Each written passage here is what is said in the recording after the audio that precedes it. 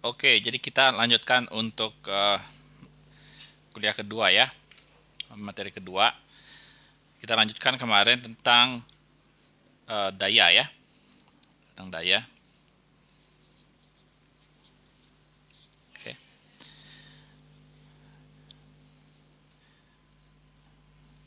Jadi umpamanya kita punya sebuah baterai ya, terus kita punya dua R1, terus R2 ya, V, R2. Oke. Nah, tentunya analisa pakai hukum Kirchhoff atau hukum Ohm ya. Kamu bisa dapat nanti I-nya ya. Jadi arusnya itu sama dengan V per R1 plus R2 ya. Sehingga kita bisa menghitung daya yang di situ, daya yang di sini. R1 dan R2. Daya yang diserap ya. Kembali kita tadi udah kita bahas PR1, jadi kita dapat V yang di situ kali I yang di situ ya. Yang di R1 nih ya. Nah, di R1 V-nya bukan V ya. Jadi kita tulis dalam bentuk I, I-nya juga sama ya. Di sini sama dengan di sini I-nya. Jadi kita bisa tulis I kali V ya. V-nya itu adalah I kali R. Jadi kita dapat I kuadrat kali R1. Oke. Demikian juga dengan P R2. Itu sama dengan I kuadrat kali R2. Jadi kita dapat V kuadrat dikali R2 per R1 plus R2 kuadrat. Oke. Jadi itu daya yang diserap oleh R2 ya. Nah, ini umpamanya kita punya sebuah alat elektron baterai ya. Baterai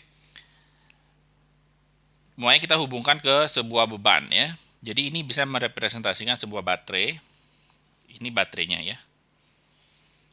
Ini ekuivalensi sirkuit baterai. Oke. Jadi karena baterai itu punya tegangan, tapi dia juga punya hambatan. Ya. Oke. Atau sumber energi yang lain ya, tidak hanya baterai, generator dan seterusnya, kita bisa wakilkan dengan sebuah sumber tegangan dan sebuah hambatan yang seri ya. Ini namanya sumber baterai yang tidak ideal ya, yang realistik ya. Jadi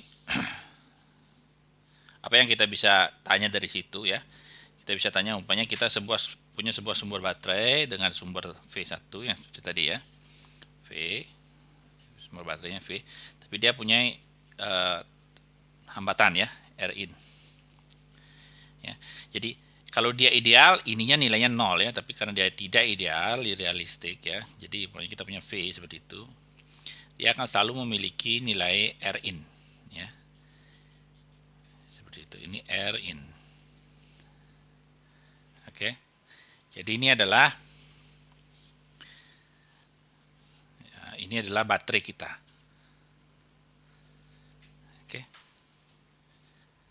jadi baterai kita diwakilkan oleh sebuah tegangan dengan nilai tertentu dan sebuah hambatan. Ya, kalau dia ideal ini tentunya akan menjadi 0. Ya. Nah, ini akan kita kontak umpamanya dengan sebuah beban ya. Beban kita akan kontak kita bilang RL ya. Jadi analisanya sama seperti tadi. Kita dapatkan kalau kamu lihat yang tadi ya, jawabannya yang ini ya. Kita cari daya yang di sini. Berapa sih daya yang di sini gitu kan? Jadi kita dapat P daya yang di beban, load ini ya, load istilahnya ya. Itu sama dengan V kuadrat dikali R load per R in, R load ya, ini kuadrat. seperti itu. Oke. Jadi nilai daya yang dikirim ke beban ini bervariasi tentunya terhadap tegangannya, bebannya ini ya, hambatannya itu ya. Nah, kalau RL-nya kecil dari gambar situ kita bisa lihat. Saya tulis ulang sini ya biar lebih jelas.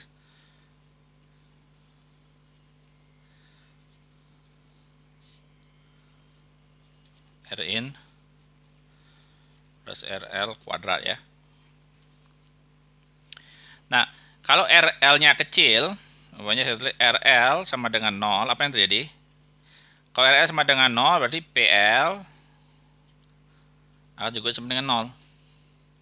Ya, karena 0 per apapun jadi 0 ya. Tapi kalau RL-nya besar, kalau RL-nya saya tulis besar sekali, ya, nilai P-nya juga akan menjadi 0. Daya yang kita kirim ke sini juga akan 0.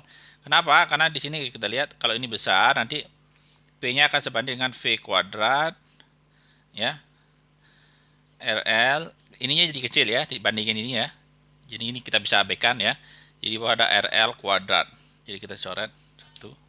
Jadi kita kalau ini besar sekali, ini mendekati nanti 0. Intinya kalau ini besar, hampir nggak ada arus masuk ke sini. Ya, tapi kalau dia kecil juga nggak ada, juga 0 juga daya yang dikirim. Oke, jadi kalau kita nanti punya sistem elektronik, kita ingin dayanya ini dikirim sebesar-besarnya ke beban kita. Nah, untuk mendapatkan itu kita pakai persamaan ini ya. Jadi gimana caranya nyari? Jadi ini akan bervariasi dengan perubahan RL. Oke. Jadi kalau saya gambar plotnya, di sini. Inilah daya yang diserap oleh RL ya. Ini nilai RL. Oke. Jadi kalau RL-nya 0, dia dayanya 0 sini. Tapi kalau RL-nya besar sekali, dia juga mendekati 0. Jadi kira-kira nanti bentuknya seperti ini ya, naik terus dia turun seperti itu. Jadi tugas kita adalah mencari nilainya ini.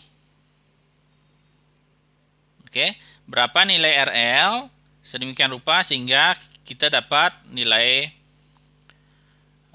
load-nya itu yang maksimum. Oke. Nah, untuk mencari itu kita tinggal cari nilai maksimum dari persamaan itu terhadap perubahan RL ya. Gimana caranya mencari? Itu kita pakai kalkulus ya.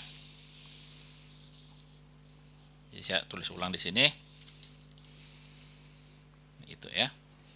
Jadi kita perlu turunkan terhadap RL. Ya, dan kita akan set ini nanti akan menjadi 0. Oke. Jadi ini untuk mencari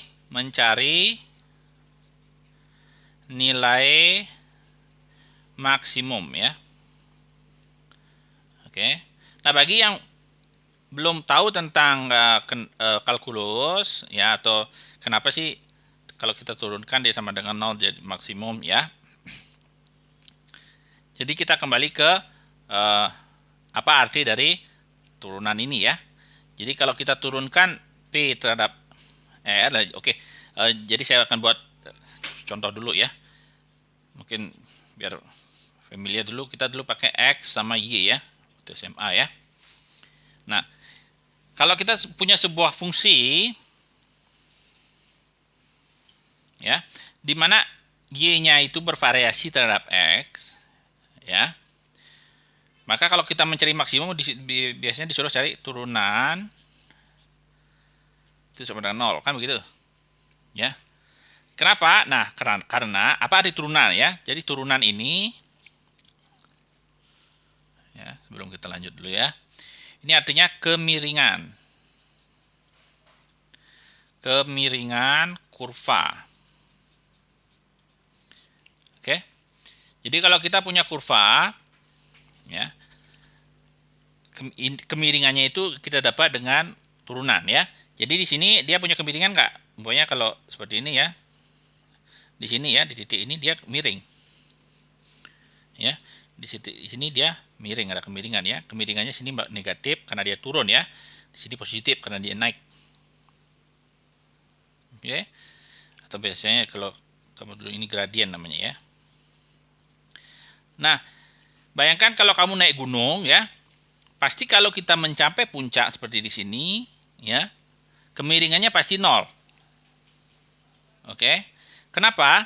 Karena kalau kemiringannya tidak nol, berarti kita masih naik. Ya, kita tulis di sini ya. Berarti masih miring. Oke. Nah, tetapi kalau sudah mencapai puncak, kemiringannya pasti nol karena dia akan turun lagi atau kemiringannya akan negatif lagi. Jadi dari positif, nol, negatif lagi. Oke. Jadi caranya mencari nilai maksimum, pasti kita cari turunannya sama dengan nol. Itu artinya kemiringannya nol. Ya, di situ kemiringannya pasti nol. Oke. Demikian juga kalau kita mencari nilai minimum ya. Nilai minimum, kalau kita gambar lembah seperti itu ya. Nah, sebelum kita mencapai nilai terbawah, pasti miring. Ya, negatif kemiringannya di sini. Sehingga kita mencapai lembah, pasti kemiringannya nol. Karena kalau kemiringannya tidak nol, ya, maka lembahnya akan